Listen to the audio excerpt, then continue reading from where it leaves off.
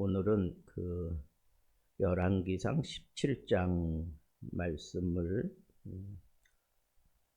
배경으로 해서 엘리야의 일대기를 우리가 쭉 놓고 엘리야가 믿음으로 어떤 일을 했는지를 이렇게 하나하나 짚어가면서 말씀을 전하려고 합니다.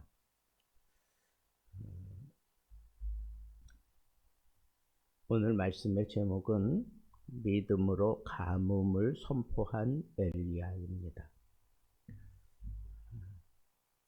엘리야의 가뭄 선포는 아주 강력한 사건입니다. 이게 믿음의 선언입니다. 한 시대, 이 한 장면 속에서 한 시대를 향한 하나님의 사람들을 향한 강력한 메시지가 있고, 그 시대를 향한 하나님의 특별한 메시지가 있어요. 그리고 그 메시지를 믿음의 사람은 어떻게 감당해야 하는가 하는 것을 우리는 이 엘리야를 이렇게 살펴보면서 제일 먼저 생각하게 된다 하는 겁니다. 엘리야가 부름을 받았던 그 시대는 심각하게 타락한 그런 시대였습니다. 왕 아합은 그 이전의 왕들보다 더 악한 왕이라고 그렇게 평가를 했고, 그의 아내 이세벨은 바알 숭배를 왕궁뿐 아니라 전국에 퍼뜨리는 그런 장본인이었습니다. 우상이 국가 종교가 되고 말았습니다. 그러니까 자연히 하나님의 선지자들은 핍박을 받을 수밖에 없었고, 진리가 침묵하고 있는 그런 시대입니다. 이러한 시대를 향한 하나님이 어떻게 이 시대를 다루어 가시는가? 하나님은 한 사람 엘리야를 부르십니다. 그 엘리야를 통해서 이 시대를 향해 분명하게 메시지를 선포합니다. 내 말이 없으면 비도 없다. 엘리야는 왕 앞에 서서 이렇게 외쳤습니다. 내 말이 없으면 수년 동안 비도 이슬도 내리지 않을 것이다. 이 말은 단순한 예언이 아닙니다.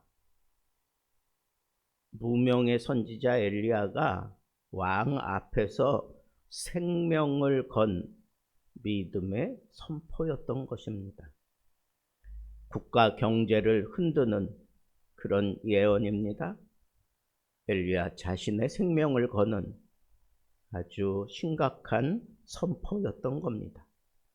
이 사실을 놓고 볼 때 엘리야는 상황을 보지 아니하고 하나님의 말씀을 붙들고 선포하는 그런 선지자였구나 하는 것을 우리는 쉽게 알 수 있습니다. 특별히 여기 왜 비가 없다고 그렇게 하나님이 말씀하시고 비도 이슬조차도 없게 만드셨을까 하는 생각을 해봅니다. 엘리야에게는 이게 큰 도전인 것과 마찬가지잖아요. 그죠? 아니, 내가 선포한다고 비가 오고 안 오고 그럴 수는 없잖아요. 그가 물론 하나님의 말씀을 전폭적으로 믿고 그렇게 행동한 것이 틀림없지만, 사람들이 볼 때도 그렇지만 자기 자신도 내가 이 우주 만물의 이 섭리를 내가 이렇게 거스르고 내가 마음대로 조종할 수 있다, 그렇게 사람들에게 얘기한다는 게 얼마나 우스꽝스럽고 얼마나 위험한 발상인가 하는 것을 우리는 생각해 볼 수 있어야 합니다. 그런데 여러분, 이렇게 엘리야가 자기가 생각해도 말도 안 되는 이 가뭄에 대해서 당당하게 왕 앞에 그리고 많은 사람들 앞에서 이렇게 외쳤다라고 하는 것, 거기에 우리가 좀 생각해 보자 그런 얘기예요. 지금 왜 가뭄을 선포하는 겁니까? 왜 비가 오지 않게 하시는 겁니까? 하나님이 지금 그렇게 말씀하셨노라고 얘기하는 이유가 뭡니까? 그들이 섬기는, 그들이 전국적으로 퍼뜨리고 있는 그 우상 바알이 비와 풍요를 주관하는 신이었어요. 그러니까 이스라엘 백성들이 왜 바알을 받아들였어요? 왜 이 바알을 자기들의 주신인 것 양 그렇게 받아들였어요? 그 이스라엘 땅에는 비가 없으면 사람들은 그냥 절망인 거예요. 이른 비와 늦은 비가 오는 그 지역에 비가 없다? 그러면 농사 망치는 거예요. 가축들 다 죽는 겁니다. 그냥 완전히 국가 경제가 마비되는 겁니다. 그런데 이 비가 그칠 거다, 이슬조차 내리지 않을 거다, 이렇게 얘기하는 건 아주 악한 예언입니다. 그들에게서 이 엘리야는 악한 선지자예요. 그런데도 엘리야는 그 사실을 가감하지 아니하고 정확하게 외쳤습니다. 무슨 얘기를 하는 거예요? 너희들이 계속해서 이렇게 바알을 섬기겠다면 그래 한번 봐라.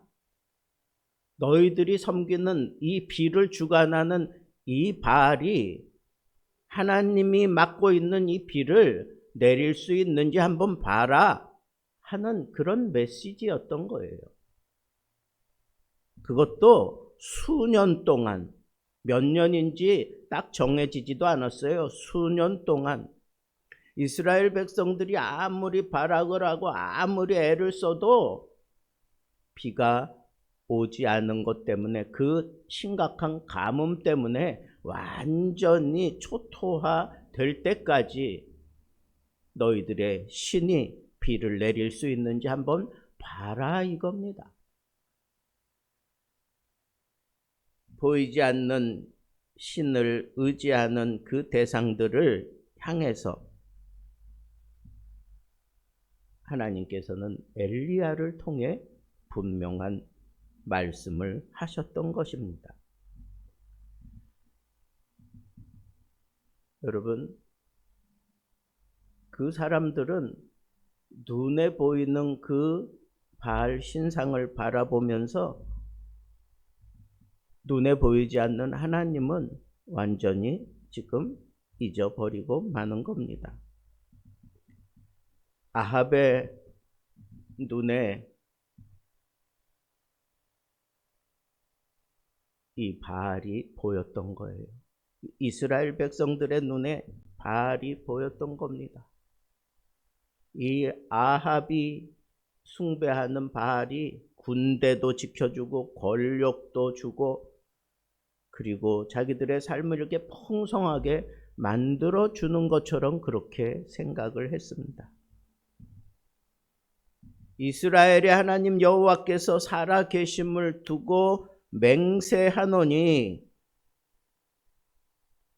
오히려 엘리야는 그들이 보고 있는 그 잘못된 믿음을 향하여 하나님의 이름을 걸고 외쳤던 것입니다. 그는 하나님이 이 이스라엘 백성들이 잘못 가지고 있는 그 믿음의 자세를 꾸짖으면서 개념이 아니라 실제로 살아계신 하나님을 믿어야 할 것을 살아계신 하나님의 이름을 걸고 맹세한다 라고 그렇게 외쳤던 것입니다. 믿음은 이와 같이 선포함으로 드러나게 되어 있습니다. 이게 참 중요한 것 같아요. 엘리야의 믿음은 머리에만 있지 않았어요. 마음에만 그렇게 담가두지 않았습니다. 그는 말했습니다. 침묵하지 않았어요. 타협하지도 않았습니다. 정확하게 말로 표현을 했습니다. 선포했어요. 오늘날 우리들의 문제가 바로 이것입니다. 믿음은 있지만 말하지 않습니다. 확신은 있지만 드러내기를 싫어합니다. 그러나 엘리야는 달랐습니다. 하나님 편에 서서 말했습니다. 그런데 여러분, 엘리야가 이렇게 당당하게 하나님 편에 서서 말한 그 용기, 그것 때문에 엘리야가 그 용기 있는 그런 외침 때문에 그의 삶이 나아졌습니까? 그의 삶이 융성해졌습니까? 그의 삶이 안전해졌습니까? 아닙니다. 그 반대지 않습니까? 이 선언 이후에 엘리야는 쫓기는 삶을 살게 됩니다. 광야 생활로 가게 됩니다. 숨겨진 인생을 살아가듯이 그렇게 살아갑니다. 어쩌면 믿음은 현실적인 그 대가를 감당해야 되는 겁니다. 그걸 치러내야 하는 겁니다. 그 대가가 어쩌면 우리에게 혹독할 수 있습니다. 그런데 여러분, 그 혹독한 대가를 치르는 동안 하나님은 철저하게 그 믿음의 선지자를 붙들고 그리고 보호해 주시고 안전하게 하시고 그러하여금 하나님의 영광을 그 눈으로 직접 목도하게 만들어 주셨던 것을 우리는 잘 알고 있습니다. 오늘 우리 시대에 붙잡아야 할 믿음이 무엇입니까? 진리가 점점 희미해져 갑니다. 세상이 잘못된 것들을 앞세우며 그게 마치 이 세상을 살아가는 지혜처럼 그렇게 우리에게 압박을 해옵니다. 하나님 외에 다른 것들로 인해서 우리가 평안을 누리고 즐겁고 우리가 융성해지는 것처럼 그렇게 자꾸 우리에게 덕지 억압하며 우리를 참 힘들게 만들고 있습니다. 여러분, 어쩌면 믿음으로 하나님의 뜻을 온전히 이룰 수 있는 참 선지자 한 사람이 필요하다. 엘리야를 우리가 살펴보면서 제일 먼저 받아야 되는 도전이 바로 그것입니다. 믿음으로 하나님을 외칠 수 있는 참 선지자 한 사람이면 그 시대를 완전히 뒤집어 엎어놓을 수 있었다 하는 것을 우리는 엘리야를 통해서 우리는 크게 도전을 받고 있지 않습니까? 오늘 이 시대도 마찬가지입니다. 이 우상으로 잡다한 그런 삶으로 아주 꽁꽁꽁꽁 우리를 둘러싸고 있는데 이때에도 이 시대를 구원할 수 있는 방법은 한 사람을 하나님이 들어서 사용하신다고 하는 겁니다. 참 선지자 노릇하는 말씀으로 온전히 하나님을 선포할 수 있고 그리고 하나님의 말씀이라면 목숨도 내놓고 왕 앞에 서서 당당하게 하나님의 말씀 그대로를 전할 수 있는 사람, 말도 안 될 것 같은 그런 하나님의 말씀을 선포하는 사람, 내가 지금 선포한다고 내일 그것이 이루어진다는 보장할 수 없는 그런 유혹이 우리를 자꾸 흔들어 놓을 수도 있는 그 엄청난 일을 하나님이 나에게 맡기시고 외치라고 할 때 당당하게 그 말씀대로 역사하시는 하나님을 믿고 외칠 수 있는 한 사람, 세상적인 시각으로 봐서는 저 사람은 완전히 바보라고, 저 사람은 이상한 사람이라고, 저 사람은 미련한 사람이라고 그렇게 오해받을 수 있는 그 자리에 거침없이 올라서서 당당하게 살아계신 하나님의 이름을 걸고 외칠 수 있는 참 선지자, 그 선지자가 이 한 세대를 바꾸어 놓고 이 한 세를 책임질 수 있다고 하는 그런 도전이 오늘 이 시간 우리에게 찾아왔습니다. 여러분들이 결단해야 합니다. 여러분, 상황을 따라 살겠습니까? 말씀을 따라 살겠습니까? 상황을 보고 침묵하며 자신을 안전케 할 것입니까? 아니면 두려움이 코앞에 다가왔어도 말씀대로 선포하고 하나님 손에 붙들리겠습니까? 이 도전이 엘리야가 처음 사역을 시작하면서 주어진 도전이었던 겁니다. 엘리야 한 사람으로 인해서 한 시대를 흔들었습니다. 하나님의 말씀을 믿음으로 외칠 수 있는 참 선지자 한 사람으로 인해서 한 시대가 흔들리고 뒤바뀌는 역사가 일어났던 것을 왜 우리에게 지금 말씀하고 있습니까? 그것을 어떻게 감당하라고 하는 겁니까? 오직 하나입니다. 믿음으로. 믿음이 이기네. 믿음으로 가능케 하시는 하나님의 역사하심이 오늘 이 아침에 여러분들에게 주는 도전인 줄 알고 믿음으로 하나님을 외칠 수 있는, 말씀 그대로 외칠 수 있는 참 선지자의 자리에 기꺼이 서서 세대를 향하여 하나님의 말씀을 외칠 수 있는 말씀의 사람들 되기를 우리 주님의 이름으로 축복합니다.